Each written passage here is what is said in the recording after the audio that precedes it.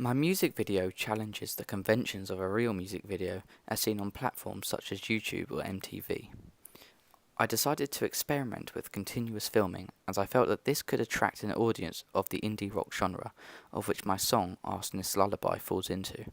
Current music videos are all very similar in the sense of them having sharp, quick cuts and has the artist and or actor miming the lyrics. However, I felt I should present my music video as a performance rather than the typical sharp cutting music video, as I feel the song has a deeper meaning, that being the struggle of life and the stages you go through in the afterlife. Due to this dark subject, I felt that I could best portray these deeper messages through a cinematic film, as I feel it can help my audience connect better to the images shown in my video.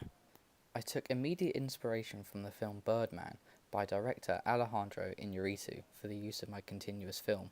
I felt by using a continuous film, it could captivate my audience and bring them away from the typical conventions of a music video, and realise that through slower, more meaningful lyrics, a music video can provide a more stimulating and tense watch. Through very thorough research, it became very clear that although a continuous film may be seen as continuous, it is however comprised of many cuts, just folded together by blurring and the use of dark spaces obscuring the screen. Although this principle isn't new, it has been done in 1948 by legendary director Alfred Hitchcock. Rope was perhaps one of Hitchcock's most experimental films, due to the fact that he wanted to shoot his films in one continuous take. However, the cameras he was using could only use up to 10 minutes of footage, so he had to discover ways of working around this. Hitchcock ingeniously hid the cuts by obscuring the screen with a dark object, then panning out the camera to reveal the rest of the scene. This revolutionary way of filming has allowed me to adapt this and use this idea as the very basis of my music video, then further developing my skills into obscuring the cuts with a blur, like Alejandro Iñárritu did in Birdman. I took a lot of inspiration through the way my music video would play out in its timeline, from Tom Odell's Here I Am. The inspiration came from the repetitiveness of the video and how the scenario kept repeating itself, each time slightly changing, and the way in which the video stays in the same location. Yet, even this video challenges the conventions of a typical music video, and is very cinematic and includes much longer takes between cuts and is all involved within the same space. Unlike other music videos, such as Maroon 5's Sugar, where it has a lot of quick cuts and takes place in different locations. The reason for doing this was because I took to the idea of the music video being set in purgatory, with the protagonist fighting off his demons, taking inspiration from the lyrics for this, and I felt that by the process repeating itself over and over again, it could depict the never-ending loop between heaven and hell, as well as the protagonist gaining control over his demons each time, and in the end overcoming them.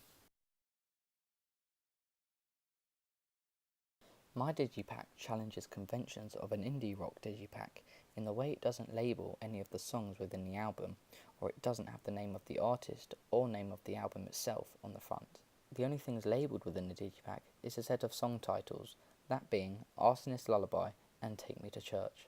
I have chosen to do this because I want my audience to try and understand the deeper meaning to the music video, and actually remember the songs for the lyrics, rather than just remembering the name of the song and not necessarily knowing what the lyrics really mean. However, my digipack does follow the conventions of an indie rock genre, as it provides a very unique and stylized album cover and back cover, which can help draw in and captivate my audience. I took inspiration for part of my cover art from Rag & Bone Man's Human album, with the way the black oil is dripping from his body. I felt that I could implement this into my digipack with the upside down cross and the red blood dripping from it. I chose to do this because I again felt that within the song Arsonist's Lullaby, my antagonist is trying to fight with Christ and keeps failing, and this can be emphasised with the red eyes watching above the cross. My first inside cover shows my antagonist sitting in the middle of the woods, isolated, as this is how I imagined purgatory would feel like, being surrounded by darkness, with only one place keeping you safe, that being the bed. Although this first page typically goes against the conventions of a digipack, as usually this page would have lyrics on, or may sometimes have a song list as well as the information about the artist. My third page follows the conventions of a digipack in the way I list 2 songs. However, the number of song lyrics shown can vary depending on the artist. I decided to choose 2 because I felt these 2 songs on the album portrayed the most meaning. The reverse side of my digipack shows a white background with the black upside down cross and blood dripping from it. Although this side has the same upside down cross, it does contrast with the very dark front cover, which can help show my intention of separating heaven and hell, with the front of the digipack being hell and the back being heaven.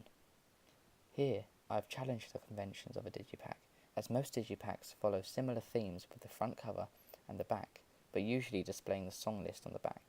I have decided against displaying my song list on the back cover, as I feel it would take away the effect of what I wanted my audience to do, which is listen to the music because of the lyrics and not just the song.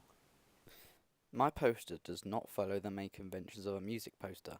The same way I designed my digipack, the poster does not have a title, nor the name of the artist or any of the songs. My poster is as naked as possible. The only important information is the date of release. I believe that the uniqueness of my music video must have a consistent digipack, therefore my poster will be the same as the front cover of my digipack, much like many other music artists, as this helps promote their album and helps their audience to easily identify their newest release. In order to gain some audience feedback, I posted my music video on various social media sites such as Facebook and most obviously YouTube. Due to researching my target audience, I was able to create a music video that I felt would attract them, as my video includes quite a dark atmosphere with a creative storyline, as well as implementing new filming techniques such as the continuous shot. The feedback I got from my audience was very uplifting, and I gained a lot of praise for my work. Although, some people pointed out that I have to be careful during a transition, that the lighting state has to be the same as before I cut the video, which I became very aware of whilst editing my footage, and I will be cautious for the future. However, the use of the drone shot and continuous shots sat very well with my audience, and they praised my creative decisions. Although, I wasn't satisfied as much as I should be with my final product due to the steadiness of the film, and I felt that even with the Steadicam, it was still a bit shaky at times, which means I will need to practice using it for the future. Finally, I learnt that although my video does go against the typical conventions of an indie rock music video, my audience thoroughly enjoyed it and they said that they would like to see more videos like this in the future.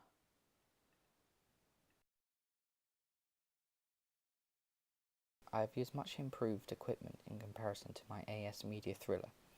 This includes a Phantom 3 drone, which allowed me to produce the impressive bird's eye view shot at the beginning of my music video. By using this drone, it created chances for me to experiment with camera angles of which I wouldn't have been able to achieve last year with my standard DSLR Canon 550D camera. On top of this, I invested in a Steadicam, as my continuous film had to be as smooth as possible, and using a tripod would not allow me to achieve the steady shots whilst moving. This was inevitable to my filming process, and produced smooth and sharp quality images to make it look as professional as possible.